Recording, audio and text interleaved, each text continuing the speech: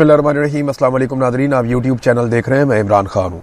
Nadreen, मैं travel कर रहा था, ये जगह अच्छी लगी मुझे, तो मैंने सोचा यहाँ बैठ के एक वीलॉग कर लेते हैं।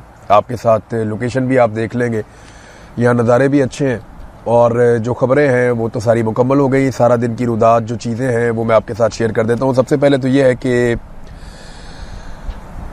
आज़ाद कश्मीर में जो सूरत हाल है वो जूं की तू है और वहाँ पर एक जमूत तारी है। जॉइंट अवामी एक्शन कमेटी और एस्टेब्लिशमेंट के नुमाइंदों के बीच में मुज़ाकरात चल रहे हैं, लेकिन वो अभी तक किसी नतीजे पर नहीं पहुंचे।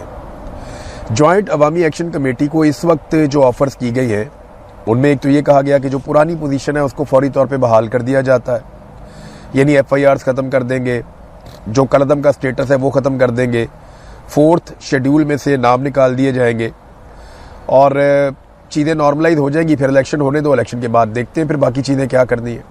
और क्योंकि आईनी तरमीम के बगैर ये हो नहीं सकता कि जो नशस्तें मुहाजिरीन वाली हैं उनको ख़त्म किया जा सके, लिहाजा आप इंतज़ार करें। पहले ये कहा गया कि जनाब 6 सीटें कर देते हैं, 4 सीटें कर देते हैं, फिर इस बात पे फटा पड़ गया कि जनाब इन सीटों को आप कम तो कर रहे हैं, लेकिन क्या इनके पास वो इख्तियार बाकी रहेगा कि ये वज़ीर आज़म के इंतखाब में वोट कर सकें। तो इस पर अभी बहस चल रही थी और अब मामला किसी और तरफ निकल गया, क्योंकि इलेक्शन बहुत करीब आ गया है। अब चंद दिन के बाद जो है वो इलेक्शन है, यानी 2 दिन के बाद इलेक्शन है आज़ाद कश्मीर में। जो पहला मरहला है वो होने वाला है इलेक्शन का। अब इसमें आज़ाद कश्मीर के लोग तो बिल्कुल ही इररेलेवेंट हैं। सिक्योरिटी फोर्सेस की बहुत बड़ी तादाद मीरपुर में पहुंचा दी गई है, क्योंकि मीरपुर डिवीज़न में पहला मरहला है इलेक्शन का और शदीद खौफ व हरास और दबाव का माहौल है, जिसके अंदर ये इलेक्शन करवाने की कोशिश की जा रही है। जब से पाकिस्तान बना है या आज़ाद कश्मीर आज़ाद हुआ है भारत के कंट्रोल से, तब से लेकर अब तक कभी भी ऐसा नहीं हुआ कि इलेक्शन इस माहौल में आज़ाद कश्मीर में हो रहा हो। इस मरतबा वाकई बहुत खौफ व हरास है और वहाँ पे इलेक्शन करवाने की कोशिश की जा रही है। कुछ मुतालबात ऐसे हैं आज़ाद कश्मीर के लोगों के, चले ये 2 चीज़ें आप कबूल कर लें और उसके बाद बाकी चीज़ें बाद में करते हैं, लेकिन ब्रिगेडियर फाइक को और IG जो वहाँ पर लगाए गए हैं, इन दोनों को हटाने का मुतालबा भी किया गया था कि जो सेक्टर कमांडर ब्रिगेडियर फाइक हैं, जिन्होंने इन सारे ऑपरेशंस को लीड किया, उन्हें आज़ाद कश्मीर से हटाया जाए और साथ में कहा गया कि IG को भी हटा दिया जाए। तो इन 2 लोगों को वहाँ से नहीं हटाया गया, ये मुतालबा तस्लीम नहीं किया गया, जिसके बाद शकूक व शुबहात बढ़ जाते हैं कि अगर ये इलेक्शन करवाने में कामयाब हो जाते हैं और अपनी मर्जी की हुकूमत मुसल्लत कर देते हैं तो उसके बाद क्या होगा। अच्छा, ज्वाइंट अवामी एक्शन कमेटी को यह भी कहा जा रहा है कि आप लोगों को कहें कि वो निकल कर वोट डालें और आप अपने नुमाइंदे भी खड़े कर दें बेशक इलेक्शन में, क्योंकि एस्टेब्लिशमेंट को पूरा यकीन है कि अगर ज्वाइंट अवामी एक्शन कमेटी इलेक्शन में आ गई तो PTI भी आ जाएगी। और धांधली का तो पूरा बंदोबस्त किया गया है, फॉर्म 47 जारी करके PTI और ज्वाइंट अवामी एक्शन कमेटी को फारिग करेंगे और पीपल्स पार्टी और PMLN को एक मिलीजुली सरकार वहाँ पे बनाकर दे देंगे दूसरी जमातों के साथ मिलाकर। इस्तेहकाम पार्टी को भी जोड़ दिया गया है मुस्लिम कॉन्फ्रेंस के साथ, ताकि वो ज़्यादा बेहतर परफॉर्म कर सकें, उनकी सीटें जस्टिफाई हो सकें। तो ये मिलिट्री एस्टेब्लिशमेंट का सारा खेल है जो वहाँ पे खेल रही है। आज़ाद कश्मीर के जो वकला हैं, आज़ाद कश्मीर बार कौंसल, उन्हें बड़ी देर के बाद होश आई है। यानी वकला तो ओवरऑल पाकिस्तान में वकला में करंट ही ख़त्म हो गया है। जुडिशरी की जो हालत है, जो पाकिस्तान की अदलिया के साथ हो चुका है, वही आज़ाद कश्मीर में भी अदलिया के साथ हो रहा है। वकला वहाँ पर भी उतनी जिम्मेदारी ले रहे हैं जितनी पाकिस्तान में ले रहे हैं। अब आज़ाद कश्मीर की जो बार कौंसिल है वो अब खड़ी हो गई और वो ये कह रहे हैं जनाब कि बड़ी ज्यादती हुई है, इलेक्शन एक ही मरहले में होना चाहिए, ये 3-3 दफा इलेक्शन करवा के अब ज्यादती कर रहे हैं। देखिए, पूरे पाकिस्तान में जो इलेक्शन है वो एक दिन में हो जाता है, लेकिन आज़ाद कश्मीर के इलेक्शन को 3 मराहिल में करवाने का मकसद क्या है? वजह यह है कि वहाँ पर निज़ाम कंट्रोल में नहीं है, अवाम कंट्रोल में नहीं है और इस इलेक्शन के नतीजे में वो नताइज हासिल करने हैं जो एस्टेब्लिशमेंट चाहती है, तो फिर उनको मरला वाइज करना पड़ेगा, एकदम वो कर नहीं पाएंगे। नाज़रीन, सबसे ज़्यादा जो मैं इंटरेस्टिंग चीज़ देख रहा हूँ ना वो बिलावल की स्टेटमेंट है। बिलावल स्टेटमेंट ऐसे देता है जैसे सारी ज़िंदगी हो गई इस खानदान को कभी आज़ाद कश्मीर में हुकूमत ही नहीं मिली। यानी लंबा अरसा हो गया बिलावल और उसकी जमात की आज़ाद कश्मीर में हुकूमत रही है। आज भी जो हुकूमत है आज़ाद कश्मीर में वो बिलावल की पोलिटिकल पार्टी, पीपल्स पार्टी की है, लेकिन वो तकारीर ऐसे करते हैं जैसे कि उन्हें कभी यहाँ मौका ही नहीं मिला। हम ये दे देंगे, हम वो दे देंगे, हम ये कर देंगे, हम वो इनकलाब ले आएंगे। भाई, आपने कुछ करना होता तो गुज़िश्ता 40-50 साल से आप मुसल्लत हैं। आज़ाद कश्मीर में आप और मुस्लिम लीग नून लगातार हुकूमत करते चले आ रहे हैं। तो आज तक आप कुछ ना कुछ तो कर देते आज़ाद कश्मीर के लोगों का, क्योंकि आज तक आपने आज़ाद कश्मीर के लोगों के लिए कुछ नहीं किया, तो लोग आप पे भरोसा क्यों करें? और लोग भरोसा कर भी नहीं रहे। मैं सीरियसली आपको बता रहा हूँ, अगर फ्री एंड फेयर इलेक्शन होते तो पीपल्स पार्टी 2-3 सीटों तक भी शायद बहुत मुश्किल से पहुंचती। इन हालात में जॉइंट अवामी एक्शन कमेटी और पीटीआई अगर इलेक्शन लड़ते तो वो स्वीप कर जाते। पीएमएलएन के हालात तो बिल्कुल ही खराब है ना, वो तो पीपल्स पार्टी से भी गई गुजरी सूरत हाल में। उनका सारा इन्हिसार इस बात पे है कि जो पंजाब के अंदर जम्मू कश्मीर वाली सीटें रखी गई है मुहाजिरीन की, वो वहाँ से कुछ सीटें जीत के और कुछ आज़ाद कश्मीर में उनको मिलिट्री एस्टेब्लिशमेंट तरस खा के कुछ सीटें दे दे तो किसी और के साथ मिलकर वो कोई हुकूमत बनाने की पोजीशन में आ जाए। इसके अलावा उनकी हैसियत कुछ नहीं है। बहरहाल बिलावल साहब लगे हुए हैं जनाब कि मैं अब ये भी लेके दूंगा वो भी लेके दूंगा। आज़ाद कश्मीर में मुकाबला इस बात का नहीं है कि हुकूमत कौन बनाता है, वहाँ मुकाबला इस बात का है कि कठपुतली कौन बनता है। यानी वहाँ पे जो सेक्टर कमांडर हैं या एजेंसियाँ हैं, उन्हें अपने लिए कठपुतली सरकार चाहिए। अब वो कठपुतली सरकार के ओहदे पे कौन आकर फायज होता है, कौन अच्छा परफॉर्म करता है, इसके लिए इसका मुकाबला चल रहा है पॉलिटिकल पार्टियों में जूते पॉलिश करने का। पीएमएलएन में, पीपल्स पार्टी में, आईपीपी में और उनके साथ मुस्लिम कॉन्फ्रेंस में, ये सारे जूते पॉलिश कर रहे हैं। जो ज़्यादा चमकाएगा उसको ज़्यादा सीटें मिल जाएंगी। इस वक्त तक की सूरत हाल तो नाज़रीन ये है। पीएमएलएन के आप काम चेक करें, इन्होंने 10 इलेक्ट्रो बसें रवाना कर दी हैं आज़ाद कश्मीर के लिए। वो कहते हैं मरी पहुंच भी गई है। ये मुझे अच्छी तरह याद है, एक दिन ये सियालकोट वाला जो रोड है ना, इलेक्शन आने वाला था तो हमजा शहबाज ने कहा जी यहाँ पे फ़ौरन जो है बसें चलानी है, आज चलानी है, कल चलानी है, बस 1-2 दिन के अंदर चलानी है आपने। तब हमजा शहबाज के बाद इख्तियार था, तो यहाँ एक इलेक्शन होने जा रहा था। तो उन्होंने कहा जनाब कि अब कैसे बसें चला सकते हैं, खुदा का नाम लें, अब इस रोड के ऊपर ये रोड ही तैयार नहीं है इस बस के लिए, और ये इस बस का ये रूट ही नहीं बनता। उसने कहा भाई बस चला दो, 1 दिन के लिए इलेक्शन के लिए चला दो, इलेक्शन के अगले दिन बेशक बंद कर देना, लेकिन फिलहाल को 10 दिन 5 दिन चला दो इसको। ये जनाब हमजा शहबाज के दफ्तर में जो बंदा काम करता था उसने मुझे बताया, उसने कहा सर ये इतना इलेक्शन के करीब आकर पागल हो जाते हैं कि इन्हें लगता है कि कोई भी चीज़ कहीं पे भी चलानी है ना, इनको अगर कोई ना सड़क के ऊपर जहाज चला दे वो भी चला देंगे किराए पे लेके कि इलेक्शन में हमें वोटें पड़ जाए किसी तरह। अब ये इन्होंने 10 बसें रवाना कर दी हैं, कोई इसकी फिजिबिलिटी नहीं बनाई गई, कोई इसकी बजटिंग नहीं हुई, कोई इसके तकनीकी तैयारियां नहीं की गई, बस बसें भिजवा दी, पहुँच रही जी कश्मीर, वहाँ पे चलेगी। ये तो बादशाहत वाला निज़ाम है ना, किसने खरीदी, किसके लिए खरीदी, कहाँ से निकाली गई, कहाँ भिजवाई गई, किसकी मलकियत थी, कहाँ पे जाकर चलेंगी, वहाँ चलाने वाला कौन होगा, इसके ऑपरेटर्स कौन होंगे, इसके ड्राइवर जो हैं वो यहाँ पंजाब के हैं, आज़ाद कश्मीर के लोगों को ट्रेनिंग। ये तो लंबा प्रोसीजर होता है। ये तो बादशाहत है, यहाँ से उठाई वहाँ पहुँचा दी। ये क्या तरीका है कि यहाँ से बसें उठाई वहाँ पहुँचा दी, और इलेक्शन कमीशन जो है वो इसका कोई नोटिस ही नहीं ले रहा। एक पॉलिटिकल पार्टी इस वक्त इलेक्शन लड़ रही है आज़ाद कश्मीर में, और वही पॉलिटिकल पार्टी बसें भिजवा रही है आज़ाद कश्मीर में कि जनाब ये बसें वहाँ पे चलाएं। तो ये तो वो सरकारी पैसे से, ये किसी के बाप का पैसा तो नहीं है। मरियम नवाज को रायवंड के अकाउंटों से निकाल के तो नहीं लाई ना ये हुसैन नवाज की बसें हैं, ना हसन नवाज की बसें हैं, ना नवाज शरीफ इनका मालिक है। तो नवाज शरीफ ने जाके ऐलान कर दिया, मरियम नवाज ने कहा ओके, वहाँ डांस करके दिखा दिया बाबा जी ने, उसके बाद इन्होंने कहा जनाब बसें जा रही हैं। यार ये तो अवाम की बसें हैं ना, तो अवाम के माल को ऐसे खर्च करते हैं ये बादशाह बन के अपने ज़ाती मफाद के लिए, कि कोई बादशाह भी शायद ऐसे अवाम का पैसा नहीं लुटाता होगा। इमरान खान साहब की बहन उस्मा खानम ने कुछ स्टेटमेंट दिया, वो बहुत इंपॉर्टेंट है। उनके पास मुकदमा एक के बाद होते जा रहे हैं बहनों के ऊपर। उनके ऊपर वो डीजी खान वाला मुकदमा था, तो उसकी वो सुनवाई थी, तो वहाँ पे उन्होंने बातचीत की। उन्होंने कहा जी कि इमरान खान इस बात को जानते थे कि उन्हें कैद तन्हाई में डाल दिया जाएगा, उन्हें इस बात का अंदाज़ा था, इसलिए उन्होंने बहुत सारे अहकामात और पैगामात दिए थे। हमने वो तमाम पैगामात, चाहे वो एलानिया थे चाहे वो खुफिया थे, वो दोनों तरह के पैगामात हमने पार्टी तक और आवाम तक पहुंचा दिए। अब ये पीटीआई पे मुनहसर है कि उन्होंने क्या करना है। जेल से किसी भी किस्म के पैगाम की इस वक्त ज़रूरत नहीं है। आपको जो भी इंस्ट्रक्शन चाहिए थी इमरान खान से, वो इमरान खान दे चुके हैं, लिहाजा उस पर अमल दरामद करने का वक्त है, ये इमरान खान की बहन ने कहा, और ये पीटीआई पे मुनहसर है। और हम हर चीज़ बता भी चुके हैं। हमने तो ये भी दरख्वास्त भी की कि इमरान खान साहब का जो ट्विटर अकाउंट है वहाँ पे उनके पैगामात दोबारा चलाए जाएं, जिस पे ये नहीं किया गया तो हमारी दरख्वास्त है पाकिस्तान तहरीक इंसाफ के कारकुनों से। उन्होंने कहा कि वो इमरान खान साहब के जो पुराने बयानात हैं जो उन्होंने दिए थे उस दौर में, वो निकाल कर चलाएं। ताकि पता चले कि इमरान खान ने कौन सी वाज़ेह इंस्ट्रक्शंस दी थी।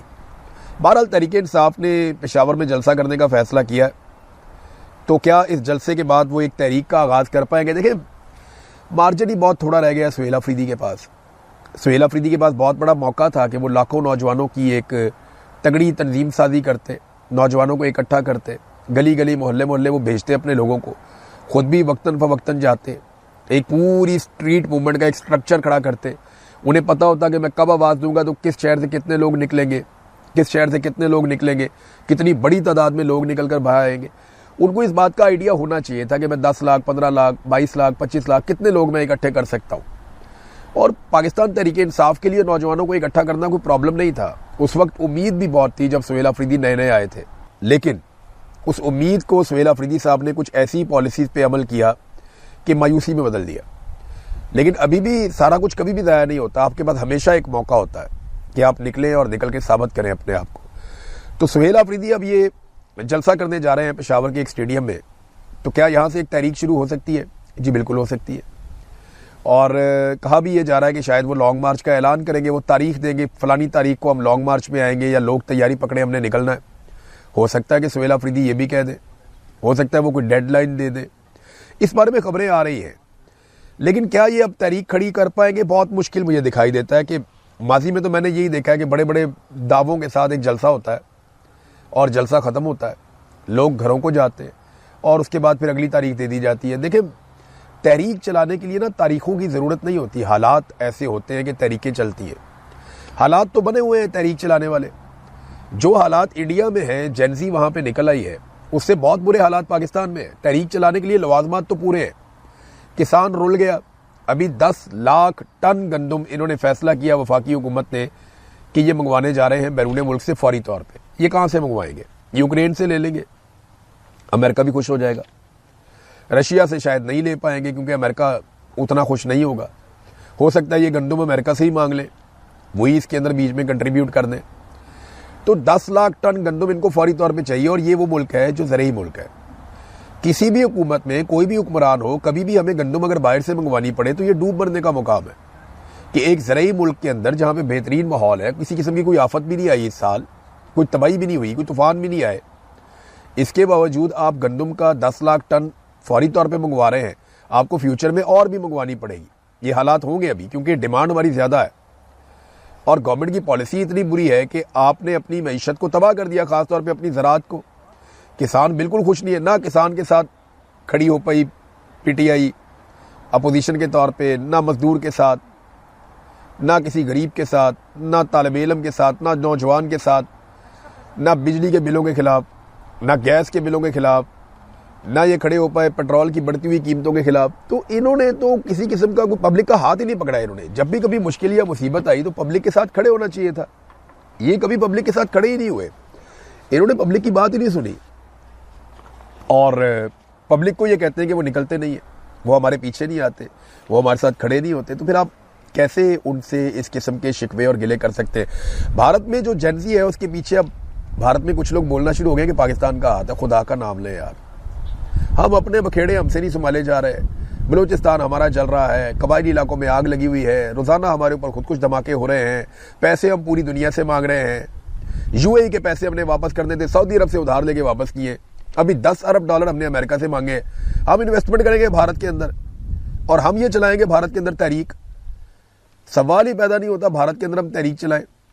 हमारी सरकार की तो इतनी हैसियत नहीं है कि वो अपने लिए थोड़ा सा आवाम को कायल कर ले या कुछ कर पाए। हमारी सरकार पाकिस्तान के अंदर 10,000 बंदे का इज्तिमा नहीं कर सकती। आप कह रहे हैं इंडिया के अंदर वो इज्तिमा करवा रहे हैं बहुत बड़े बड़े, तो ये जेनजी के पीछे पाकिस्तान है। तो ये सब झूठ है। ये ना दोनों मुल्कों की जो एस्टेब्लिशमेंट और हुकूमत है ना, ये जब भी कोई बोंगी मारते हैं ना या अपनी नालायकी और नकम्मेपन को छुपाते हैं तो ये दूसरे मुल्क के पीछे छुपा देते हैं। पाकिस्तान में ज़रा कुछ हो जाए, फितनतुल हिंदुस्तान, भारत इसके पीछे है, पाकिस्तान का दुश्मन मुल्क भारत इसके पीछे है, अपनी नाअहली के ऊपर बात नहीं करते। इसी तरह भारत में ज़रा कुछ हो जाए वो उठा के पाकिस्तान पर डाल देते हैं। तो यहाँ पे ना इन्होंने एक अच्छा वतीरा पकड़ा हुआ है कि तुम मेरी बुराई कर देना, मैं तुम्हारी बुराई कर दूंगा, मेरे लोग भी मुतमईन हो जाएंगे, तुम्हारे लोग भी मुतमईन हो जाएंगे। तो तरीका वारदात तो ये है। इमरान खान की हम बात कर रहे थे, तहरीक की बात कर रहे थे, तो तहरीक जो है वो तारीखों की मोहताज नहीं होती। हालात ऐसे बन जाते हैं कि तहरीक चल पड़ती है। हालात तो बने हुए हैं। क्या तहरीक इंसाफ चला पाएगी? अब तक का ट्रैक रिकॉर्ड कहता है कि मुश्किल है, लेकिन मायूसी तो बिल्कुल भी नहीं होनी चाहिए। कभी कभी आपको थोड़ी सी उम्मीद रखनी चाहिए कि शायद कोई तहरीक चले और ह्यूमन राइट्स के लिए आवाज़ उठाई जाए। सुप्रीम कोर्ट ने एक बड़ा अजीब काम कर दिया। जब ऐसे काम होते हैं ना तो फिर और ज़्यादा अदलिया से मायूसी होती है। सुप्रीम कोर्ट का एक बेंच बना था 3 रुकनी, जस्टिस मोहम्मद अली मदर साहब, इनकी सरबराही में। ये 3 रुकनी बेंच ने फैसला ये दिया है कि नैब के जो केसेस हैं इनके ऊपर जब ये सुप्रीम कोर्ट में केसेस आएंगे ना जमानत के लिए, तो ये सुप्रीम कोर्ट ऑफ पाकिस्तान नहीं सुनेगी बल्कि आईनी अदालत सुनेगी, वफाकी आईनी अदालत ये केस सुनेगी। अब आईनी अदालत में सारे जजेस अपनी मर्जी के मिलिट्री एस्टेब्लिशमेंट ने बिठाए हुए हैं। उन्हें तो अगर कोई छोटा मोटा फौजी ऑफिसर भी फैसला लिखकर लाकर दे दे तो वो पढ़ के सुना देंगे। आईनी अदालत की औकात इतनी है और वो दिखाई भी देती है। जिस तरह उन्होंने मखसूस नशिस्तों का मामला किया, जिस तरह उन्होंने फौजी अदालतों का मामला किया कि सिविलियन को वो सजा दे सकती है, तो वो आईनी अदालत कुछ भी कर सकती है। अब ये फैसला जस्टिस मोहम्मद अली मदर साहब ने 3 रुकनी बेंच ने फैसला क्यों दिया? देखिए, ये फैसला इमरान खान से जान छुड़ाने के लिए कि इमरान खान का केस सुप्रीम कोर्ट में आए ही ना, क्योंकि अल्टीमेटली इमरान खान का case supreme court of Pakistan में आना था, लेकिन उसको आईनी अदालत में भेजा जाएगा। ये नैब के केसेस की अपीलें अब आईनी अदालत में जमानत के मामला जाएंगे। इस्लामाबाद हाई कोर्ट ने यह तय कर दिया है कि उन्होंने इमरान खान को और बुशरा बीबी को सजा देनी ही देनी। अब जो मर्जी कर ले, उन्होंने सजा देनी ही देनी है, क्योंकि अदलिया को कंप्रोमाइज किया गया है। बाहर से जजेस लाके इसीलिए बिठाए गए हैं ताकि जितना हो सके उनको सजा दी जा सके। उन्हें सजा दी जाएगी जब वो जमानत के लिए आएंगे सुप्रीम कोर्ट में, तो सुप्रीम कोर्ट कहेगी हमारा फैसला मौजूद है, ये मामला आप आईनी अदालत में ले जाएं। अब आईनी अदालत पाकिस्तान की मिलिट्री एस्टेब्लिशमेंट ने बनाई ही इसलिए है कि वो अपने काम करवा सके, तो वो आईनी अदालत इमरान खान और बुशरा बीबी को कभी भी जमानत नहीं देगी, बल्कि जो आसिम मुनीर साहब चाहेंगे वो मामला बिल्कुल वैसे ही कर देंगे, बिल्कुल वैसे कर देंगे। अब आप जो मर्जी कर लें, उल्टे लटक जाएं, सीधे लटक जाएं, आईनी तरामीम के बाद आपके पास कोई रास्ता नहीं है सिवाय इसके कि आप अवामी ताकत से इस टोले को इक्तदार के ऐवानों से निकाल के बाहर फेंक दें। इसके अलावा आपके पास कोई रास्ता नहीं है। सिस्टम के अंदर इन्होंने इतने शिकंजे लगा दिए हैं कि अब सिस्टम के अंदर रहते हुए आप इन चीज़ों को ठीक नहीं कर सकते, या इन चीज़ों के ऊपर आप किसी भी किस्म की उम्मीद नहीं रख सकते कि जनाब अदालत से ये मिल जाएगा, पार्लिमान से ये मिल जाएगा, बतौर अपोजिशन हम ये हासिल कर, कुछ भी नहीं कर सकते। आपको अवामी ताकत के साथ खड़े होना पड़ेगा, आज हो जाए साल बाद हो जाए। नाज़रीन, सऊदी अरब वाली खबर मैं आपको बार बार देता रहता हूँ, उसमें एक डेवलपमेंट है वो मैं आपके सामने रख देता हूँ। वहाँ पे डॉक्टर साद अल फकीया हैं, ये सऊदी अरब के अपोजिशन लीडर के तौर पे इन्हें लिया जाता है। इन्होंने ना सऊदी अरब और अमेरिका का जो एटमी मुआहदा होने जा रहा है उसकी हकीकत बयान की है अपने एक स्टेटमेंट में। वो ये कहते हैं कि ये जो एटमी प्लांट लगाया जाएगा या मंसूबा लगाया जाएगा, ये सऊदी सरजमीन पे अमरीकी इसको तामीर करेंगे, अमरीकी ही इसको चलाएंगे, इसमें सऊदी अरब का कोई भी बंदा नहीं होगा। इसके अंदर क्या जाता है प्लांट के और इसके अंदर से बाहर क्या आता है, इसका मुकम्मल कंट्रोल अमरीकियों के पास होगा। लेकिन 113 अरब सऊदी रियाल इसके ऊपर जो लागत आएगी वो सऊदी अरब देगा। सऊदिया का इसमें वाहिद किरदार सिर्फ इतना ही है जितना कि अमरीकी अड्डे सऊदी अरब में है, जैसे वो होंगे वैसे ही ये प्लांट भी यहाँ पे होगा, तो इसमें हमारा कोई ऐसा सऊदी अरब का किरदार नहीं है, उन्होंने ये कहा। ये स्टेटमेंट नाजरीन उस वक्त सामने आया जब डोनाल्ड ट्रंप की जानिब से ये लगातार दबाव डाला जा रहा है कि इस एटमी मुआहदे के लिए सऊदी अरब को इसराइल को तस्लीम कर लेना चाहिए। इस पर हम नजर रखेंगे। अब तक के लिए इतना ही। अपना ख्याल रखिएगा, अपने इस चैनल का भी। अल्लाह हाफ़िज़।